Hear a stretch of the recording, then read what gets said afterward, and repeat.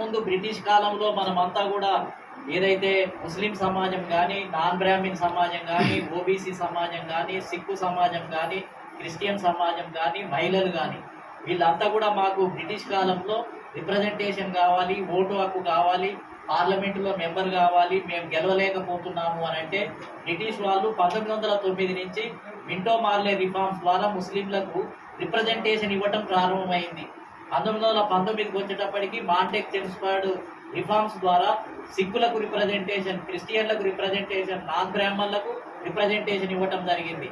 1932కి వచ్చేటప్పటికి communal award ద్వారా SC సమాజానికి బాబాసాహెబ్ అంబేద్కర్ రౌండ్ టేబుల్ సమావేశాల్లో అడగటం వల్ల ఎస్సీ సమాజానికి రిజర్వేషన్లు ఇస్తే 1932 నుంచి వాళ్ళకి అమల్లోకి రావటం జరిగింది.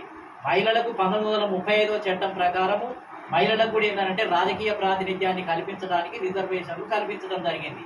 అంటే ఒక్కొక్క సమాజము బ్రిటిష్ వాళ్ళని అడుగుతూ ఉంటే వాళ్ళ రిప్రజెంటేషన్ ఇస్తూ పార్లమెంటులో అన్ని వర్గాలకు మాట్లాడటానికి కూర్చునే అవకాశాన్ని బ్రిటిష్ ప్రభుత్వం కలగజేసింది.